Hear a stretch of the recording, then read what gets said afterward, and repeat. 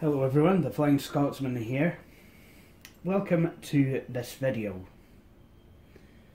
Now, today is April the 28th, 2018. A couple of days ago, on April the 26th, we received the latest versions of Ubuntu 18.04 long-term support. Now, for those of you who are not familiar with Ubuntu's release schedule, generally you'll get 2 releases a year.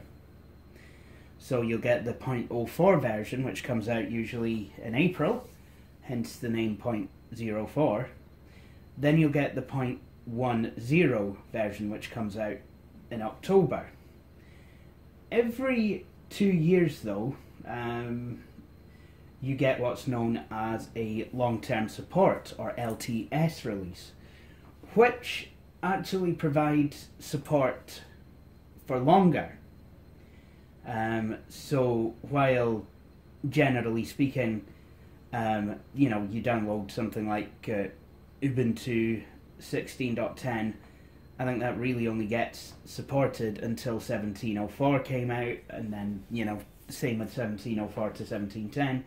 But with the LTS versions, I mean, I could be wrong about that, but with the LTS versions, I think you get support for, I think it's about 5 years.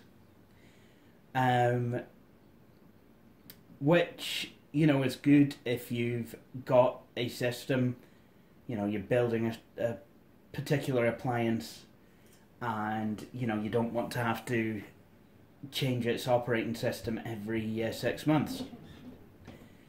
And that is actually a brilliant start for me, because for those of you who don't know, I teach IT voluntarily, and, you know, I have been doing so for the past 4 years now, and I can't believe it's been 4 years. Wow. And with that, I actually wrote my own syllabus, 2 books, one for Windows 7 and one for Windows 10. Basically teaching people how to use the computer, you know, kind of basic computer usage. Now, I've actually been getting requests recently for some Linux tuition. And I said, well, yeah, I'd like to do that.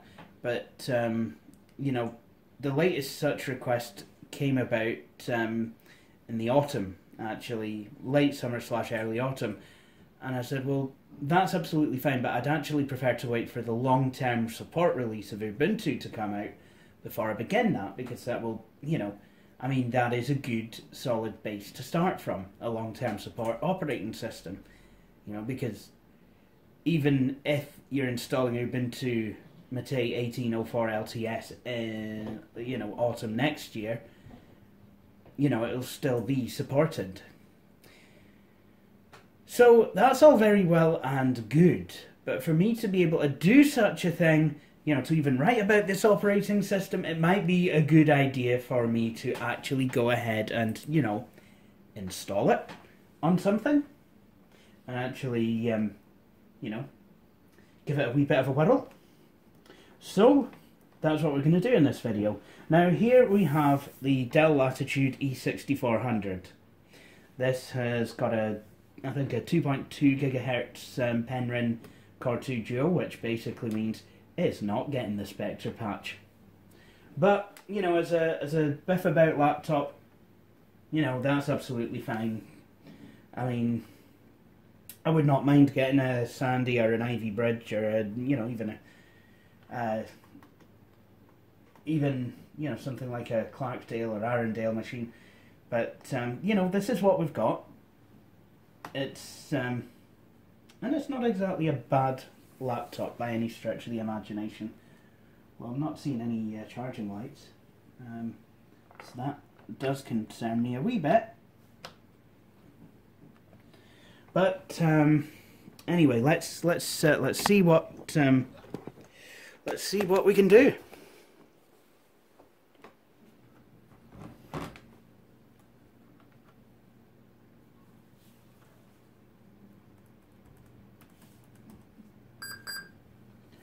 Let's have a look. AC power set type and voltage cannot be determined. The battery may not charge the system. 65 watt power adapter greater for system performance. Okay, so I at this point I just want to see, you know, if AC adapter unknown, discharging.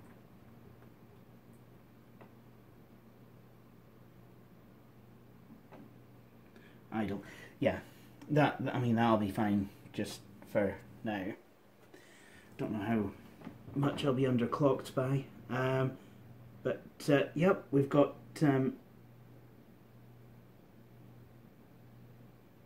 current clock speed 1.2 gigahertz, and it seems like,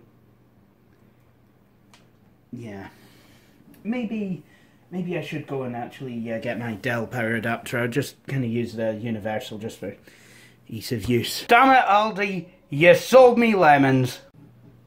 Well, there's no fooling this machine. Probably a good thing. But I do have an official Dell power adapter here. It's the 120 watt one that I got with my E6500 back in 2014. That machine, I swear down, that machine pretty much had everything. Some guy must have had the tech list and just, yeah. Tick, tick, tick, tick, tick, tick, tick, tick, tick, tick, tick, tick, tick. The only thing that machine didn't have was, I mean, I think it could have had a faster processor, maybe a bigger hard drive. Did have a 320, I don't know, 320 was still pretty big in 2010 for a laptop, even though you could get 500, right up to a terabyte actually, I think, if I remember rightly. Okay, let's see what it's saying now. Charging, there you go. AC adapter, 130 watts. Yeah. But yeah, that laptop did have most things, except for Bluetooth. No Bluetooth. And if I remember rightly, it didn't have a fingerprint scanner either. But neither does this one. This one's got quite a lot of toys on it, but you know, some it doesn't have. It does, however, have the backlit keyboard. So that's kind of nice.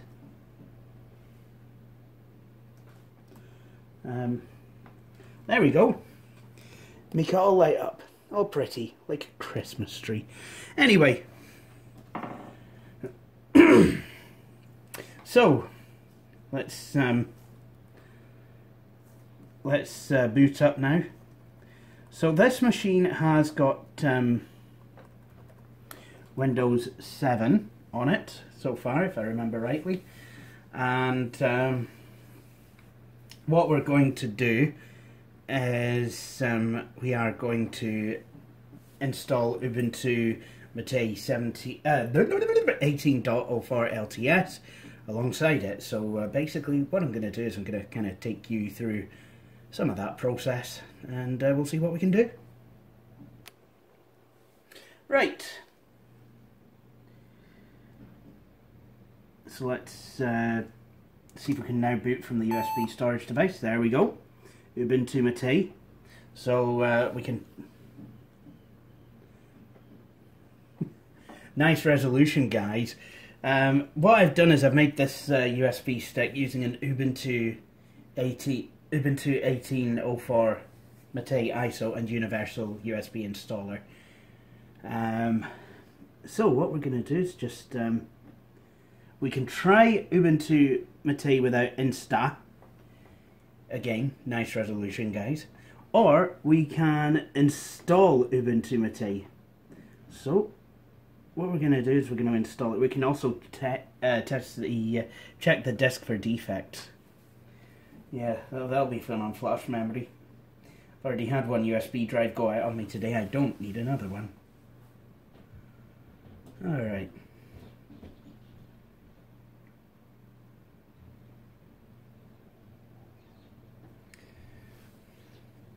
Well, this seems to have found the screen resolution perfectly fine. It's widescreen, and that's a circle rather than an oval. Okay,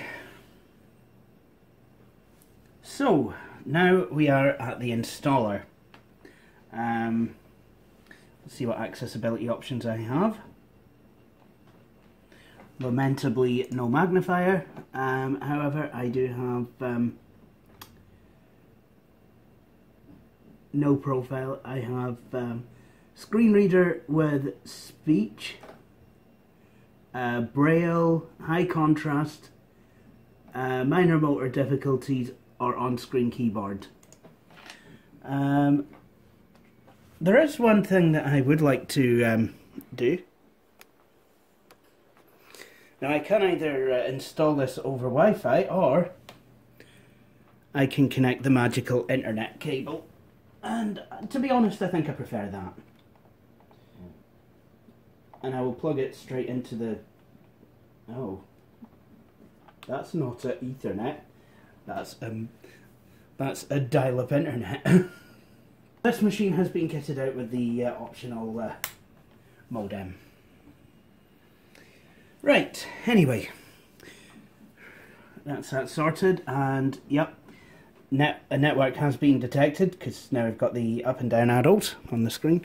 So what we're going to do now is we're going to select the language, English. There we go.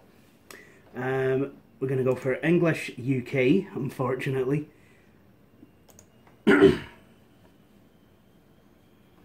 Right, okay, now we're getting somewhere exciting. What apps would you like to install to start with? Now this version of Ubuntu actually will give you a minimum install, which basically will install the desktop environment and not much else. I think you might get a web browser, but I'm not really sure. Yeah, web browser and basic utilities. So we're going to go for a normal install. We're going to download updates while installing Ubuntu MATE and install third-party software for graphics and Wi-Fi hardware and additional media formats. Because yes, I want to use my computer.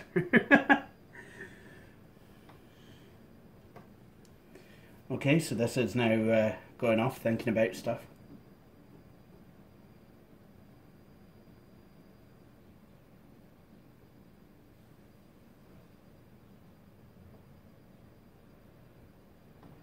It's clattering away at the hard drive now. It's probably just probably gonna see what's on there and what can be.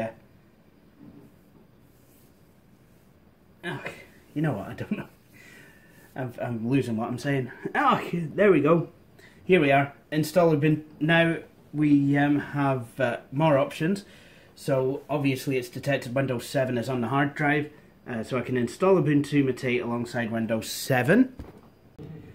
Anyway, so this is now installed. Here's the grub bootloader. So we've got a few options here. Ubuntu, and then we've got advanced options for Ubuntu. Memtest 86. Memtest 86 serial console. So if things are really bad, I guess you could plug a console into the serial port and do it that way. Or Windows 7, you know. So Windows 7 hopefully should still work. But let's go into Ubuntu.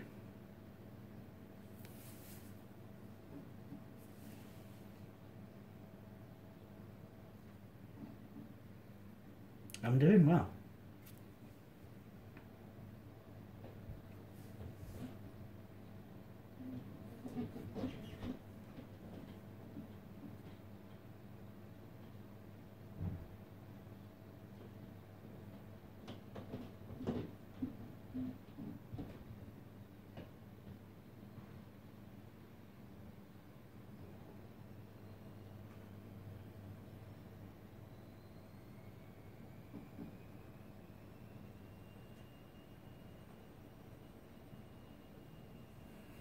So now it's loading the desktop environment. It takes a couple of minutes.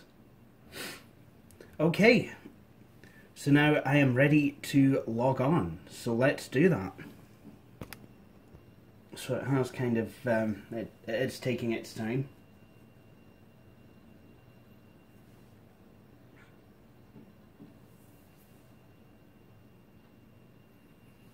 And there you have it.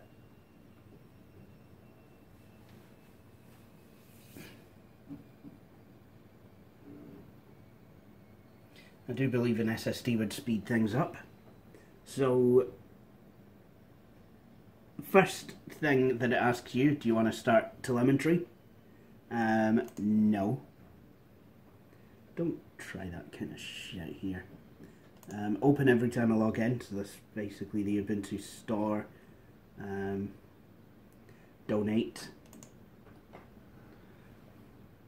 Excellent, I can get... Let's have a look at the desktop environment. I can already see one change. Instead of having your 3 menus up at the top, you now have a unified menu. And it makes sound. I like that. Let's see if I can turn up the volume.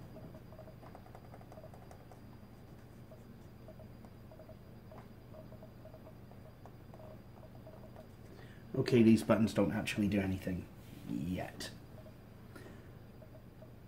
But yeah, now with everything's all in one menu, so it's kind of a lot like... It's a lot like XFCE in that sense, or Cinnamon, or LXDE. But there's everything I do believe is here.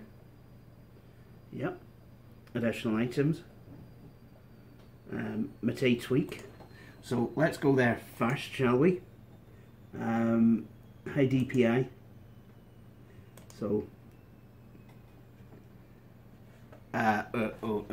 oops.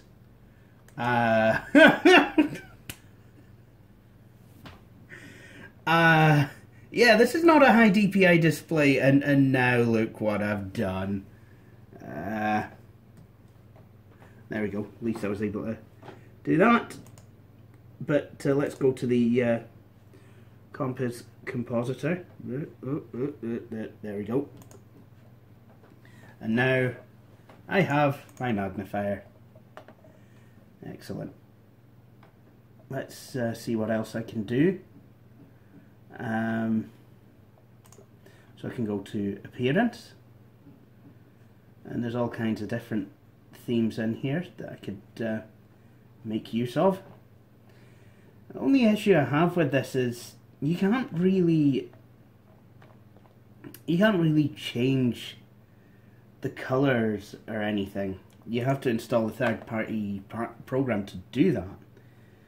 I find that kind of sad, really. I mean, yeah, you can, you know, change your window controls and your window border and what have you to look the way you want in icons, you know, and we've got different pointers. So let's say I'm gonna make this pointer large and black. There we go.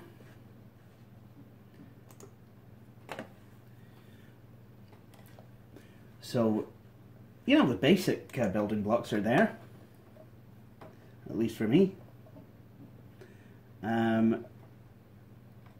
Let's see if I can do any more customization. So, for example, I want the MATE terminal. Pin it to the desktop.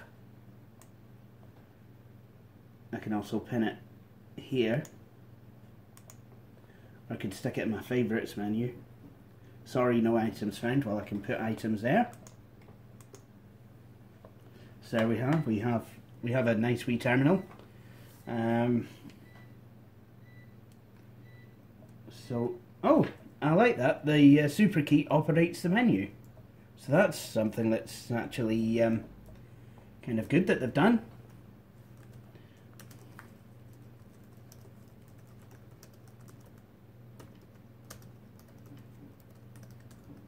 So I can start installing programs that I use. I like how you've got the control center here, though. That is quite good. It's I like how you can search for control panel items as well. Check out the Software Boutique. The Software Boutique is kind of a nice wee thing.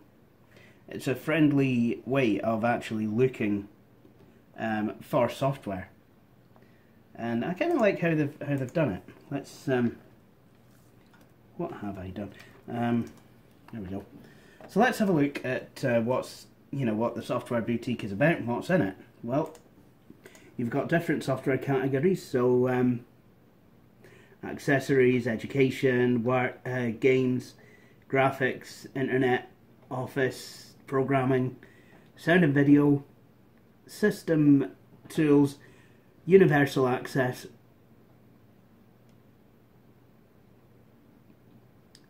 servers, more software,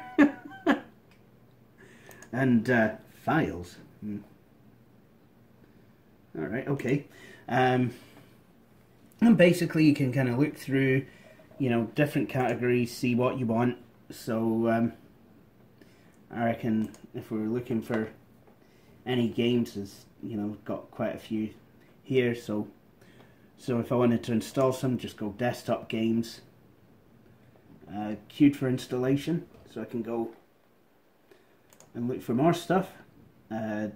Extreme Tux Racer, Minecraft, play on Linux, it's always a good thing to have. Steam, wonder if the version of Steam on here actually works now. So once I have all my software that I want to install, the bulk queue, I can go and apply the changes. Kind of like to think of it as I've got all my software in one of those wee kind of cardboard or paper bags, and I'm taking it up to the checkout. I guess that's the kind of feel that we're going for.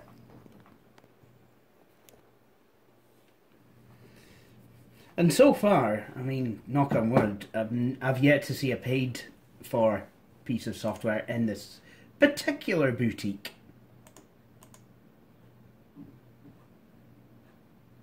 And unlike most other boutiques, there's actually useful everyday stuff that you can get in here.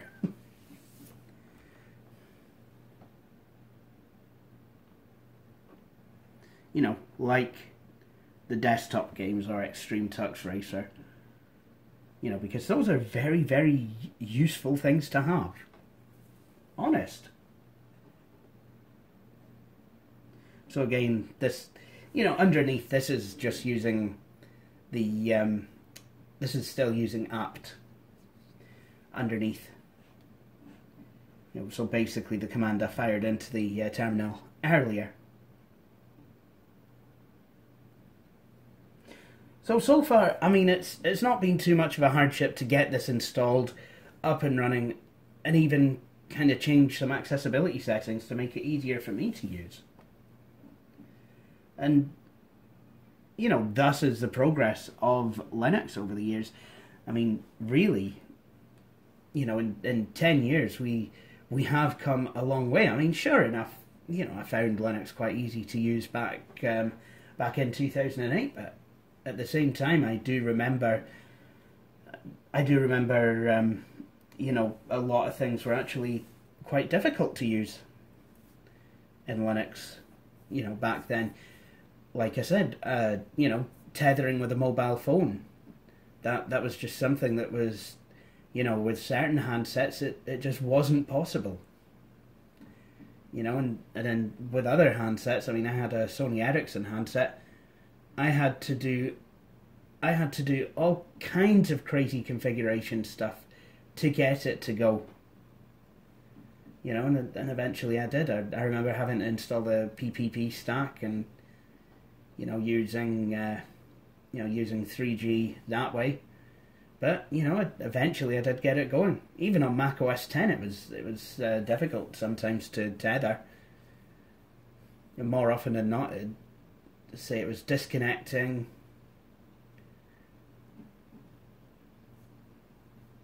rather than actually getting me online. It was frustrating. That said, obviously, I think nowadays mobile phones themselves have actually gotten a lot better at allowing you to tether. So, you know, it's not all just on Linux. It is, you know, partly on the overall progression of technology. But there you have it.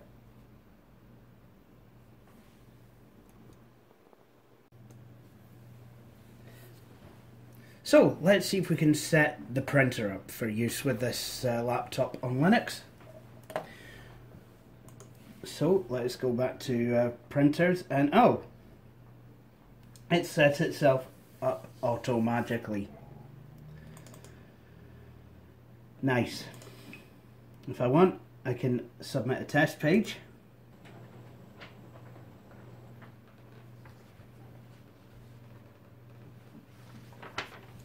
And there you have it. Unfortunately, some of the colours are a bit faded. I'm wondering if I need a new drum. Yep, it worked. Ubuntu printer test page. So as you can see, I mean, things really have progressed. You know, if it can find and install a printer, a networked printer, all on its own, that's not a bad thing at all.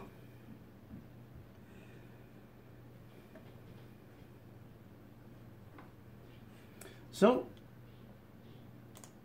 let's actually see if we can have some fun. Okay, so now we've got Ubuntu MATE installed and up and running. Let's try and do some, you know, regular tasks. First thing I'm going to do, go to Mozilla Firefox.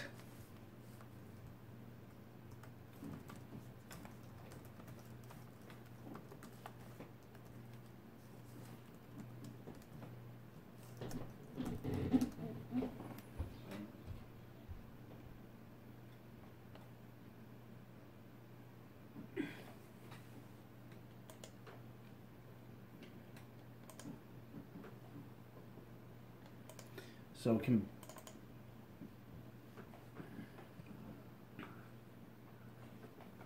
build the Franken-Medion. Oh, now we've got this sound going.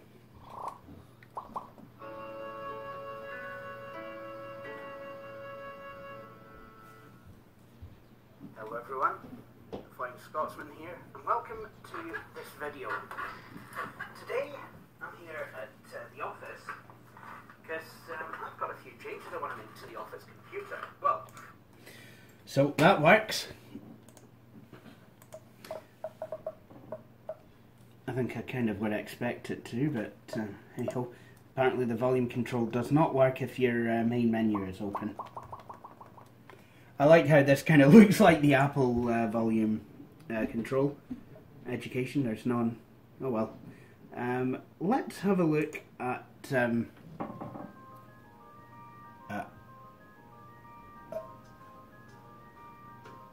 can someone tell me what the hell is happening here? What's going on?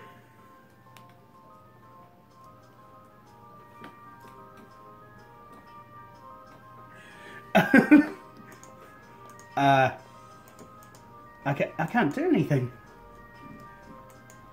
It's fished itself up.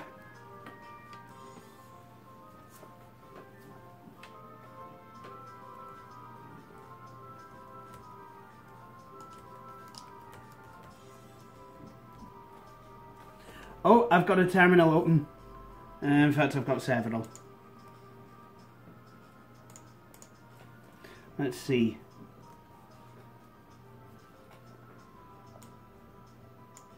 Oh, it keeps alt and tabbing. I don't like this.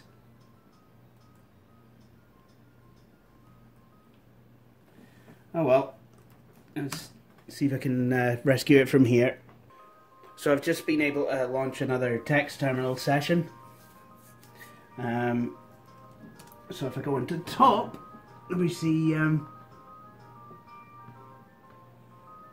somewhere we might see SuperTux carts running.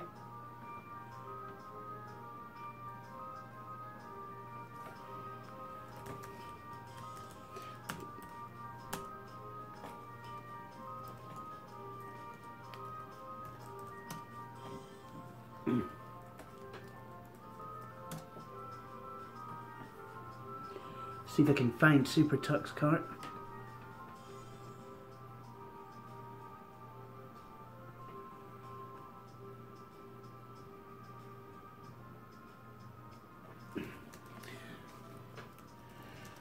Well, failing that, we can reboot.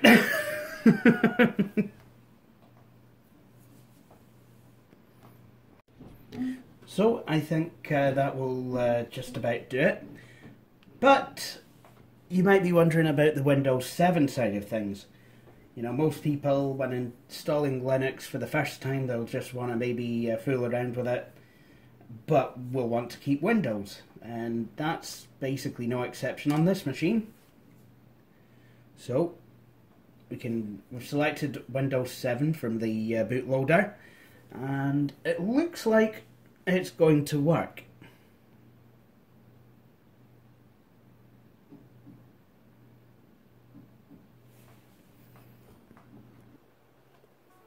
One thing it will do, however, is because we've actually changed the size of the C partition, Windows has now flagged it for checking.